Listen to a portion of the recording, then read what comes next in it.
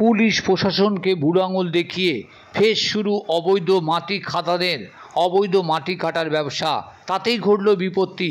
মাটি বহনকারী গাড়ির ধাক্কায় গুরুতর জখম এক বাইক আরোহী। দুমড়ে মুচড়ে গেল বাইক, রক্তে ভেসে গেল রাস্তা। ক্ষোভে ফেটে পড়ল গ্রামবাসী।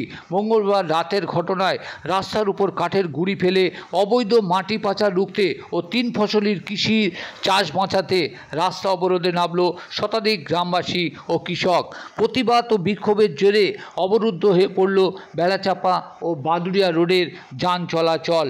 মঙ্গলবার রাতে এমনই প্রতিবাদের ছবি দেখা গেল বাদুড়িয়া ও মাটিয়া থানার সীমান্তবর্তী বুনোরাটি হাই স্কুল সংলগ্ন আগাপুর জামতলা এলাকায়। মাটি খাদানের মাটি কাটার যন্ত্র ফেলে পালাতে দেখা গেল মাটি মাফিয়ার দলকে। বিক্ষোভকারীদের দাবি, অবিলম্বে অবৈধ মাটি খাদান বন্ধ করে কৃষি জমি চাষ বাঁচাতে হবে, বন্ধ করতে হবে মাটি খাদান।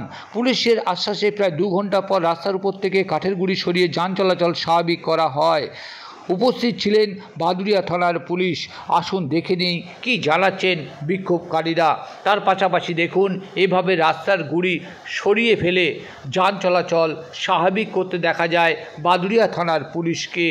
আর জানিয়ে কী জানাচ্ছেন বিক্ষোভকারীরা চলুন একবার শুনে নিন। অবৈধ মাটির ব্যবসা বন্ধ করা হোক। কোথায় অবৈধ মাটি কোথায় হয়? মির্জাপুর থানা। আজকে কি হয়েছে? আজকে ওই অবৈধ মাটি গাড়ি চলতে গিয়ে একটা বাইক বাঁ দিক দিয়ে ও যাচ্ছিল, ওর লাইন ধরে যাচ্ছিল, উল্টো ডান দিক দিয়ে একটা মাটি গাড়ি এসে মেরে দিয়ে তাকে চলে গিয়েছে। এখন মর্মান্তিক অবস্থা, এখন কি আছে না আছে আমরা জানি না। তাহলে আপনারা রাস্তা কি চাইছেন? এখন আমরা চাইছি অবৈধ ব্যবসা বন্ধ হোক, আর রুগীরা যেভাবে উদ্ধার করা যায়, যেভাবে বেঁচে যায় সেই চিন্তা ভাবনা করা। আপনারা আজকে কি করলেন তার জন্য? এই এখন কি করলেন? সাজা পাওয়া উচিত। আপনারা আজকে কি করলেন এখানে? আপনার নাম কি? যে অবস্থা, যে কৃষি জমির এই যে রাতের বেলা যে ঘটনাটা ঘটলো, এই ঘটনাটা কি ঘটলো আর কি চাইছেন আপনারা? দেখুন, এলাকাবাসী সব চাইছে, দীর্ঘ 1-1.5 মাস আগে আপনাদের চ্যানেল এসেছিল, আরও অন্য চ্যানেল এসেছিল, মানে 3 ফসলের কৃষি জমি বেগুন চাষ হচ্ছিল, সেই সব জমি খনন করে নিয়ে চলে গেছে মাফিয়ারা।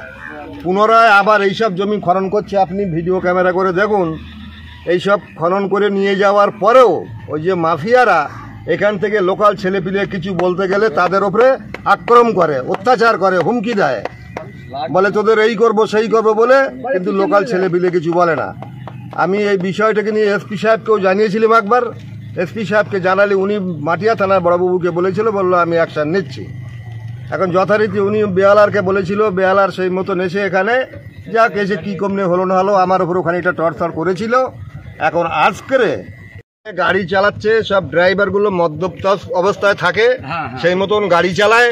এখন গাড়ি একটা মোটরসাইকেল আসছে বা গাড়ি ঘোড়া আসছে, কোনো রকম কোনো তাদের মানে সিকিউরিটি কিচ্ছু নেই যে তারা কিভাবে যাবে। একটা গাড়ি যাচ্ছে, মোটরসাইকেল নিয়ে আসছে, হঠাৎ এখান থেকে যে ছেলেটা গাড়িটা অ্যাক্সিডেন্ট করেছে মোটরসাইকেলের উপরে, সে মদ্যপ অবস্থায় ছিল।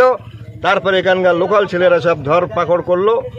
সেই যে মোটরসাইকেলটা ভেঙে চুরে চুরমার হয়ে গেল, গাড়িটা একজন নিয়ে নুকিয়ে রাখলো।